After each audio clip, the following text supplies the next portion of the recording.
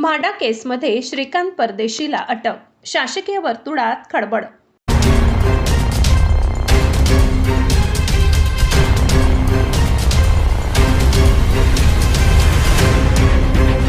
नाशिकच्या शासकीय वर्तुळात खळबळ उडविणारी मोठी कारवाई समोर आली आहे। भूमी अभिलेख उप अधीक्षक कार्यालयातील परिरक्षण भूमापक श्रीकांत परदेशी यांना नाशिक शहर गुन्हे शाखेने अटक केल्याची माहिती समोर आली आहे।